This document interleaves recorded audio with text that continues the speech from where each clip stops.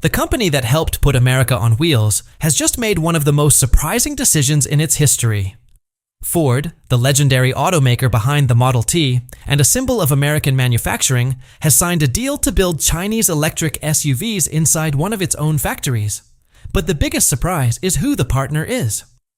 15 years ago, Ford sold Volvo to this same Chinese company to help survive the financial crisis. Today, that company is returning, not as a buyer, but as Ford's partner. The most iconic American car company has admitted that it can't compete in the electric vehicle race alone. So, how did Ford get here? To understand this decision, you first need to understand what Ford represents. Ford isn't just another car company, it helped shape modern America.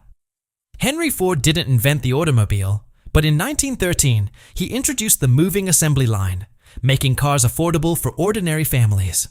The Model T transformed transportation, while Ford's famous $5 workday helped build America's middle class. For more than a century, Ford stood for American innovation, manufacturing, and independence. The Ford F-150 has been America's best-selling vehicle for over 40 years, and the company built its reputation by overcoming every major challenge, from the Great Depression to 2 world wars. During the 2008 financial crisis, while other major American automakers accepted government bailouts, Ford chose a different path. The company borrowed heavily, even using the blue oval logo as collateral, and fought its way through without taxpayer support. That independent spirit became part of Ford's identity. But then the industry changed. For over 100 years, success in the auto business depended on building great engines.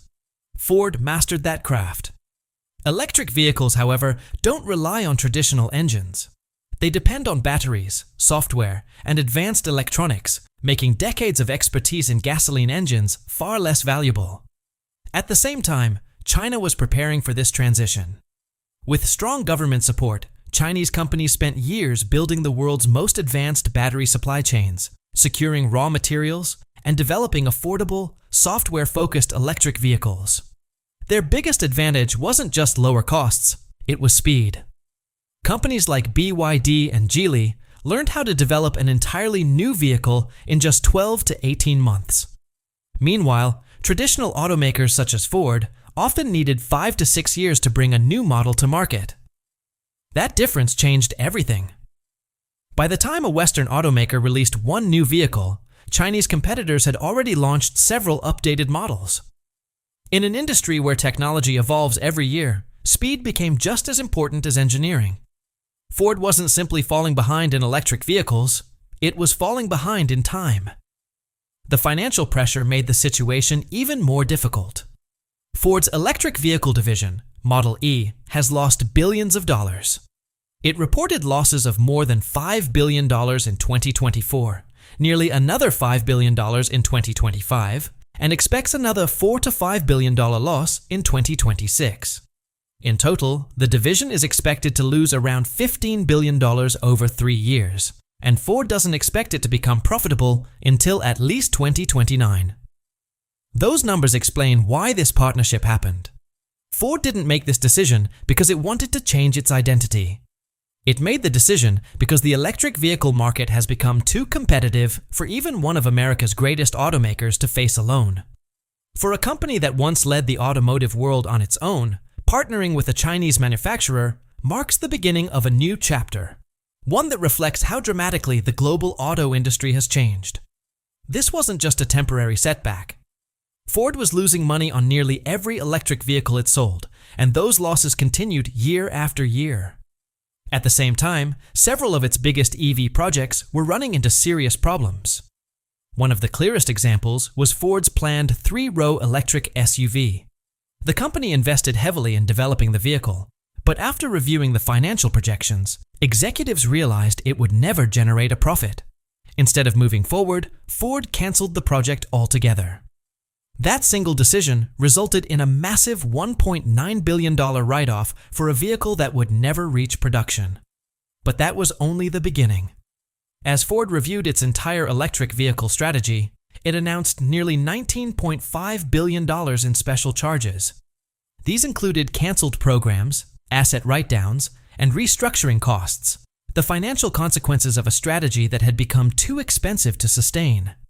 Those losses contributed to a net loss of more than $8 billion in 2025, marking one of Ford's weakest financial performances since the 2008 financial crisis. The difference this time was significant. There was no global recession to blame. The losses came largely from Ford's own aggressive push into electric vehicles at a time when the market wasn't developing as expected. Customer demand simply didn't match the company's forecasts. Instead of choosing fully electric vehicles, buyers continued to favor hybrids and traditional gasoline models.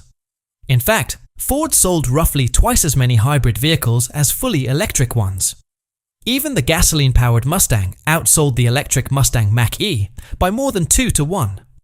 While Ford continued investing billions into EV development, many of its own customers were choosing different options. Determined to turn things around, Ford quietly assembled a special engineering team in California. The group included former Tesla engineers and Formula One experts, all tasked with building a low-cost electric vehicle capable of competing with both Tesla and fast-growing Chinese automakers. However, that new model isn't expected to arrive until at least 2027. Until then, the losses continue to grow. On top of its EV challenges, tariffs added another $2 billion in costs during a single year, placing even more pressure on the company's finances. This financial strain also explains why Ford's factory in Valencia, Spain, became so important. The plant, once built to produce around 500,000 vehicles each year, was operating at only about 26% of its total capacity. Imagine a factory designed to build hundreds of thousands of cars, with nearly 3/4 of its production lines sitting idle. Every unused assembly line represented money being lost every single day. Ford's position in Europe had also weakened over time. Its product lineup had become smaller, its market share had declined, and one of its largest factories was producing far fewer vehicles than it was designed for. That left Ford with two choices. It could continue losing money by keeping the factory underused, or it could bring in a partner capable of filling those empty production lines. The company that could do exactly that happened to be Chinese. Then came the announcement that caught the entire automotive industry by surprise. On July 23, 2026, Ford and Geely officially revealed a new joint venture centered around the Valencia factory. Under the agreement, Ford will retain a 66% ownership stake, while Geely will own the remaining 34%, investing approximately €220 million into the project. Together, the companies plan to manufacture 5 new vehicles beginning in 2028. Ford will produce a new member of the Bronco family designed specifically for Europe, along with an all-new electric crossover that Ford will design and develop in partnership with Geely. Geely, meanwhile, will manufacture 2 of its own branded electric SUVs on the very same production lines inside Ford's factory. Think about that for a moment. A Chinese automaker will be building Chinese-branded electric vehicles inside a Ford manufacturing plant. For generations, the blue oval has symbolized American industrial strength. Now, one of its own factories will also produce vehicles carrying a Chinese brand. The history between these two companies makes the story even more remarkable. Back in 2010, during one of the most difficult periods in its history, Ford sold Volvo to Geely to raise much-needed cash. At the time, many industry experts questioned whether a relatively unknown Chinese company could successfully manage such a respected European brand. Instead, Geely invested heavily, allowed Volvo's engineering teams to operate independently, and transformed the company into one of the automotive industry's strongest success stories. Today, Geely is no longer the inexperienced company it once was. It has grown into one of the world's leading automotive groups, producing globally competitive vehicles and becoming a major force in electric mobility. 15 years after Ford sold Volvo to Geely, the relationship has come full circle. This time, Ford isn't simply selling a brand.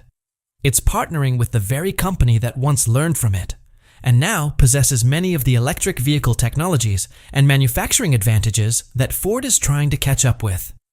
The student didn't just catch up to the teacher. In many ways, the student has become the company the teacher now needs. There's another reason this deal makes so much sense for Ford. Even while the partnership is being prepared, the Valencia factory won't sit idle. Production of Ford's popular Kuga SUV, one of Europe's best-selling plug-in hybrid vehicles, will continue without interruption.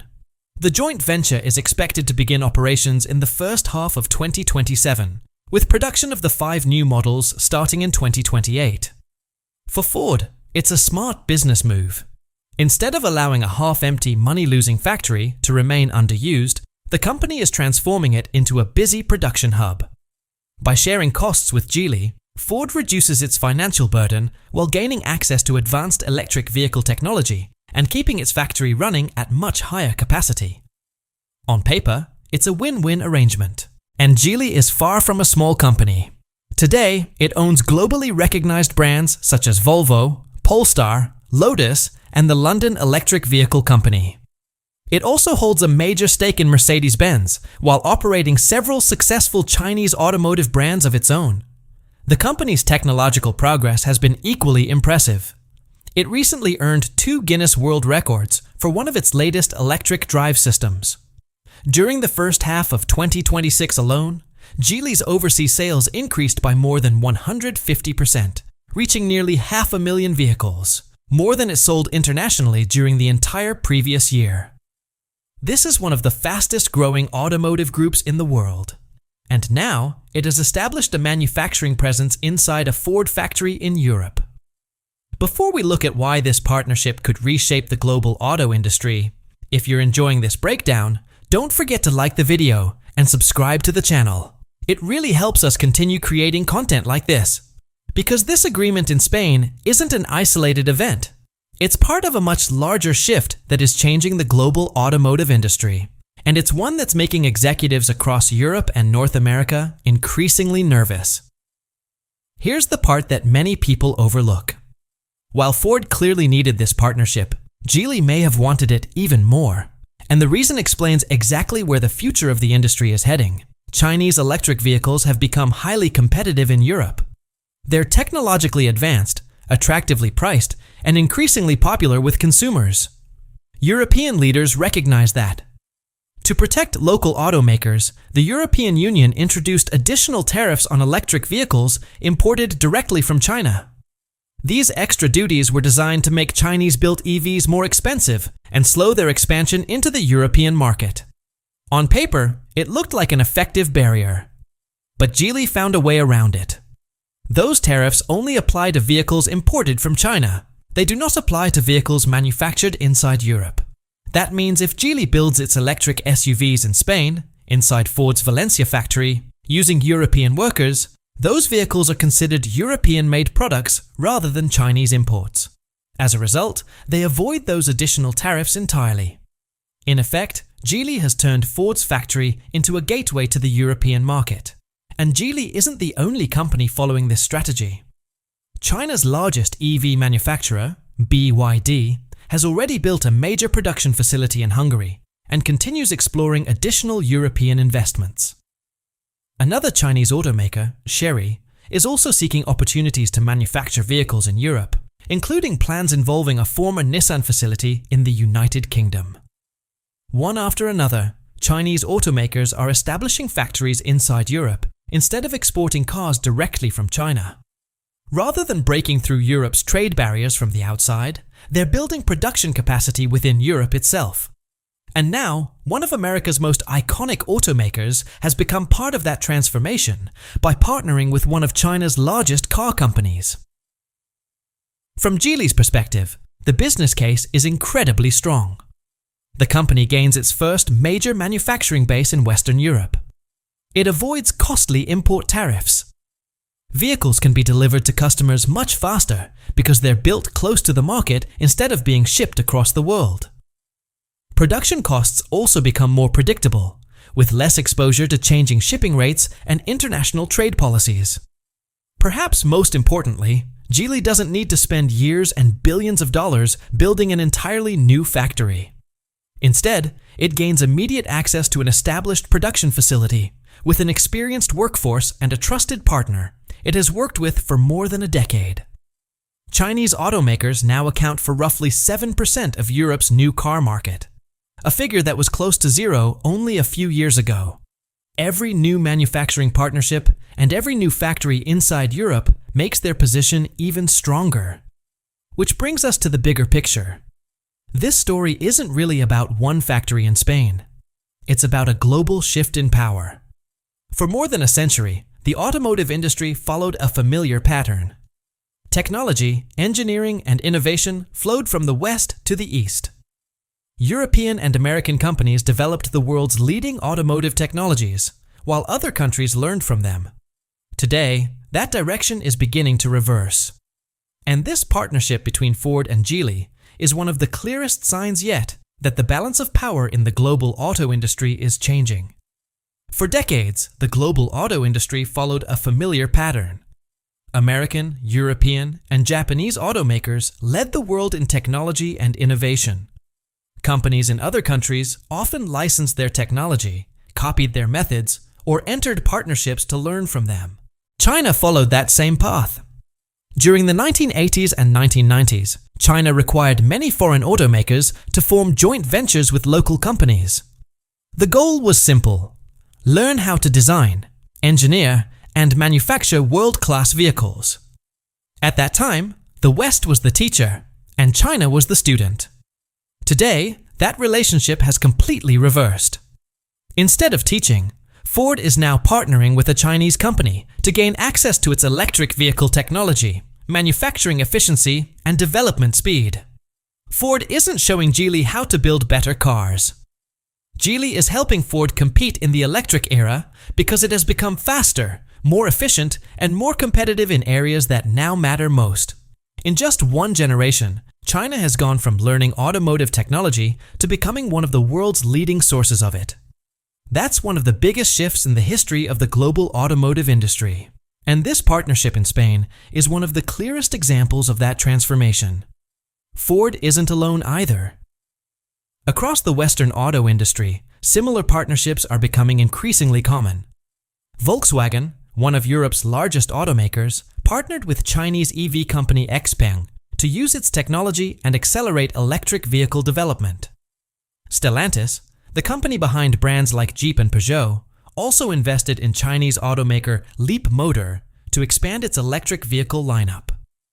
One by one, some of the biggest and most respected names in the Western auto industry are turning to Chinese companies for technology. They couldn't develop quickly enough on their own. Ford's agreement with Geely isn't an isolated event. It's simply one of the most visible examples of a much larger industry-wide shift. What's even more interesting is that Ford has been surprisingly open about the reason behind this strategy. Company executives have acknowledged that the traditional approach of developing everything internally, slowly, independently, and at enormous cost, is no longer practical in today's market. The automotive industry has changed. Intense cost pressure, stricter environmental regulations, and fierce competition from fast-moving Chinese manufacturers have created a completely new set of rules. To remain competitive, Ford says it must move faster, operate more efficiently, and reduce development costs. If achieving those goals requires partnering with a Chinese automaker, then that's the path the company is willing to take. For a company that once refused a government bailout and mortgaged its own iconic logo rather than ask for help, that's a remarkable change in philosophy. But it's important to keep the situation in perspective. This doesn't mean Ford is failing. In fact, the company remains financially strong overall. Its gasoline-powered trucks and SUVs continue to perform extremely well. The Bronco remains highly popular, the Mustang continues to attract buyers, and in 2026, Ford earned its highest ranking in more than 15 years for new vehicle quality among mainstream brands in America. The company is also targeting between $8 billion and $10 billion in operating profit this year. So this isn't a company fighting for survival. It's a successful company making a practical business decision. Ford looked at its electric vehicle business, recognized that it had already lost billions trying to compete alone, and concluded that partnering with an industry leader made more sense than continuing to absorb massive losses. For consumers, this strategy brings both opportunities and challenges. On the positive side, partnerships like this can lead to better electric vehicles at more affordable prices. Chinese manufacturers have become experts at reducing production costs, improving efficiency, and bringing new technology to market quickly. As those strengths combine with trusted Western brands, future vehicles could become more advanced while remaining competitively priced. The Ford you buy 5 years from now may offer better technology and better value because of partnerships like this one. That's the potential benefit. But there's another side to the story. Every time a Western automaker relies on another company's technology, instead of developing its own, it becomes more dependent on that partner. Over time, that dependence can weaken its ability to innovate independently. If a company stops investing in key technologies like batteries and software for an entire generation, catching up later becomes far more difficult. That's the long-term risk. The same partnership that helps deliver better and more affordable electric vehicles today could also strengthen the very competitors that Western automakers were originally trying to outperform. That's the trade-off Ford has chosen, and increasingly, it's the same decision many other automakers are making as well. One thing is clear: when Ford, one of the most independent and iconic American companies in history, decides that its best path forward is to partner with a Chinese automaker and produce Chinese-branded electric vehicles inside its own factory, it signals that the automotive industry has entered a completely new era. The question is no longer whether Chinese automakers will play a major role in the global electric vehicle transition. That has already happened. The real question now is which companies will successfully adapt to this new reality, and which ones will struggle to keep up. So what do you think? Is Ford making a smart strategic move by partnering with Geely instead of spending billions more trying to solve its electric vehicle challenges alone? Or is this the moment when one of America's greatest automakers quietly accepted that it could no longer compete independently in the EV race? There are strong arguments on both sides, and I'd love to hear your opinion. If you enjoy content that explores the biggest changes shaping the global automotive industry, you're in the right place. Here, we break down the partnerships, the competition, the successes, and the setbacks that determine what the future of driving looks like. We don't take sides. We simply follow the facts wherever they lead. If that's the kind of content you enjoy, be sure to subscribe, turn on notifications, and share your thoughts in the comments below. Some of the best videos on this channel have started with ideas suggested by viewers just like you. Thanks for watching, and I'll see you in the next video.